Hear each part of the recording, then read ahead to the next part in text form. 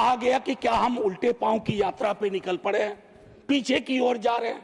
UGC regulation के संदर्भ में यह खत किसी एक के नाम नहीं, न सत्ता के दरवाजे पर दस्तक, न विपक्ष की मेज पर जगह की मांग।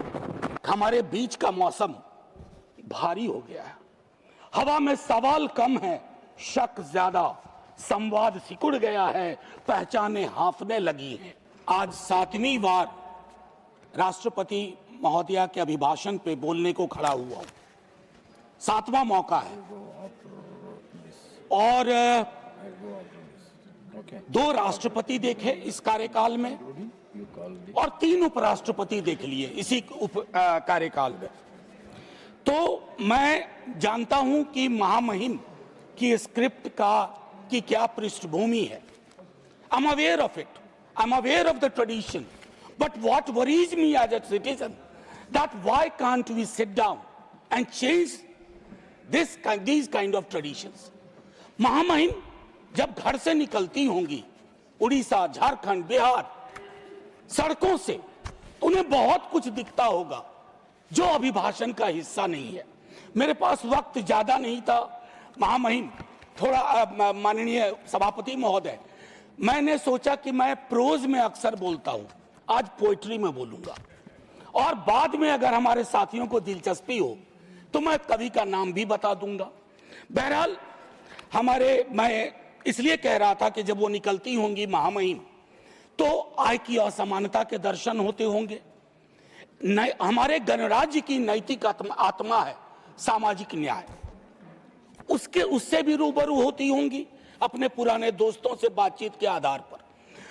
माननीय सभापति महोदय, 28 जनवरी ये एड्रेस हुआ, 29 जनवरी को 2 चीज हुई है और मैं सभी सदस्यों का ध्यान आकृष्ट करना चाहता हूं।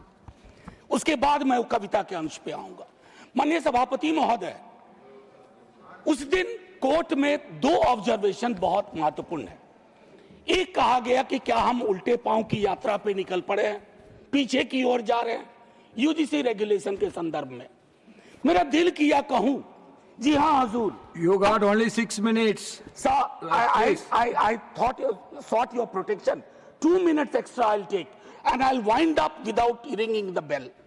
जी हाँ हुजूर, एक देश के रूप में हम उल्टे पांव नहीं, पूरे तामझाम के साथ पीछे की ओर मार्च कर रहे हैं। यह भटकाव नहीं है, यह घोषित नीति है। हमारा गंतव्य आसमान की ऊंचाई नहीं, अतीत की खाई है। मैं क्यों कह रहा हूं?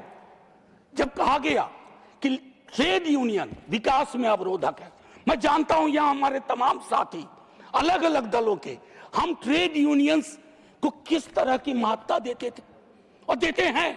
फैक्ट्रीज एक्ट नहीं होता, एम्प्लॉयज स्टेट इंश्योरेंस एक्ट नहीं होता, मैटरनिटी बेनिफिट एक्ट नहीं होता और तमाम चीजें नहीं होती। और सर, उल्टे पांव की यात्रा का एक आलम है कि आज से नहीं, जब पहली बार मैंने सदन में कहा था कि मेरे घर आएंगे कभी मौका लगे माननीय सभापति महोदय, मैंने 4 तस्वीर लगा रखी है एंट्रेंस पे।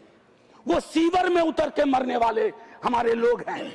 जहरीली गैस किनको मार रही है? मुझे मंत्री महोदय ने जवाब दिया था 98% एक ही जाति के, उपजाति के लोग हैं। ये अपने आप में बताता है कि हम पीछे ही चल रहे हैं। माननीय सभापति महोदय, अब मैं कविता के अंश पे आता हूं। किसी से कोई शिकायत नहीं, यह चिट्ठी महामहिम के नाम है। महामहिम के माध्यम से देश के नाम एक खत। मेरे प्यारे देश, ये सबके पते पे एक साथ पहुंचे। यह खत किसी एक के नाम नहीं, न सत्ता के दरवाजे पर दस्तक, न विपक्ष की मेज पर जगह की मांग, न तालियों की उम्मीद, न इतिहास की फाइल में कैद होने की चाह। यह खत उन सब के नाम है जो बोल रहे हैं, जो चुप हैं या इन दोनों से विलग हैं। हे प्यारे देश, काफी समय से महसूस करता हूं कि हमारे बीच का मौसम भारी हो गया है। हवा में सवाल कम है, शक ज्यादा, संवाद सिकुड़ गया है, पहचाने हांफने लगी हैं। अब हम एक दूसरे को नाम से नहीं, खानों में रख के, बाड़ों में रखकर पहचानते हैं। पड़ोसी पड़ोसी नहीं रहता, वो किस तरफ है हम ये जानना चाहते हैं। नफरत अब अचानक नहीं फूटती, उसे सोच समझ कर उगाया जाता है। किताबों में, बहसों में, व्हाट्सएप की सुबहों में और चुनावी बिसातों पर। मेरे प्यारे देश, डर यह नहीं कि जहर फैल रहा है, डर यह है कि लोग इसे ही अपना जीवन समझने लगे। जैसे यही हवा हो, यही भाषा, यही भाव, यही नियति। मैं ये खत इसलिए नहीं लिख रहा हूं मेरे प्यारे देश कि तुम बदल जाओ। इतिहास इतने तीव्र मोड़ नहीं लेता, मैं जानता हूं। मैं बस इतना कहना चाहता हूं कि तुम यह मान लो कुछ गलत हो रहा है। हर असहमति देशद्रोह नहीं, हर सवाल दुश्मनी नहीं, और हर चुप्पी समझदारी नहीं होती। यह खत उन माँ बाप के नाम भी है जो बच्चों को नफरत के साथ डर सिखा रहे हैं, उन शिक्षकों के नाम जो सच से हिचकते हैं, उन नेताओं के नाम जो आग लगा सकते हैं, बुझाना नहीं चाहते। और हाँ, यह खत मेरे अपने नाम भी है, क्योंकि मैं भी कई बार थक कर चुप हो गया।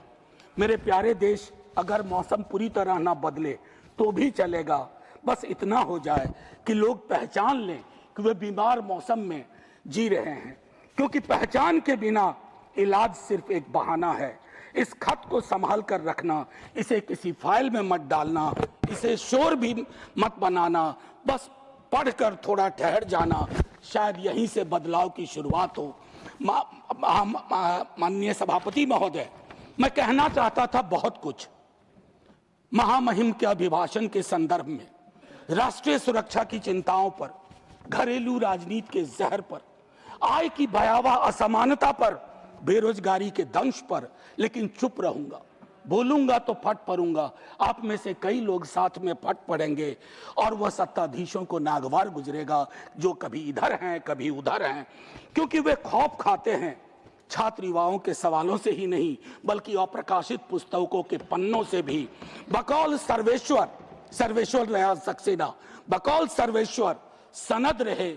देश सिर्फ कागज पर बना नक्शा नहीं होता, देश रिश्तों से बनता है। और जब सत्ता रिश्तों पर शक बोने लगती है तो संवाद देशद्रोह हो जाता है और सवालों से लोग डरने लगते हैं। फिर सरहदें नहीं टूटती, देश भीतर से चुपचाप दरकने लगता है। जय हिंद कहूं इससे पूर्व आपका धन्यवाद करना चाहता हूं। मैं चाहता हूं कि हमारी इस पूरी रवायत को, इस पूरी परंपरा को मैं जानबूझ करके इसको संदर्भ में रखना चाहता था कि हमारे संवाद के भी तरीके बहुत बदल गए हैं। ना जाने क्यों, मैं 100 दफा कह चुका हूं। 1 मिनट का वक्त दीजिए सभापति महोदय। ना जाने मैं क्यों एक सांसद के रूप में महसूस करता हूं कि हम एक दूसरे से दुश्मनी की जुबान में क्यों बात करते हैं। अगर इधर से कोई कुछ बोले तो क्या जरूरी है कि उधर से उस तरह का शोर मचाया जाए जिसके बगैर भी संसद में बात की जा सकती है। मैं पढ़ता हूं, मैंने 52 की संसद के बारे में पढ़ा, 57 पढ़ा।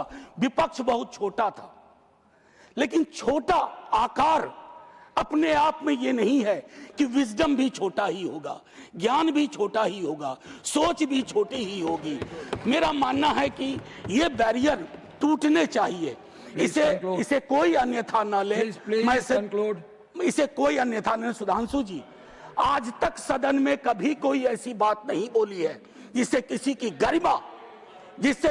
गरिमा पर चोट पहुंचे। क्योंकि इस सदन में आया था तो नेहरू, प्रोफेसर हिरेन मुखर्जी, मीनू मसानी, राम मनोहर लोहिया को पढ़ के आया था। मैं चाहता हूं मेरा सदन जब कल को चर्चा हो तो वो नाम पुराने नहीं लगे, बासी ना लगे, उन नामों को लोग आज भी अंगीकार कर सकें। जय हिंद सर।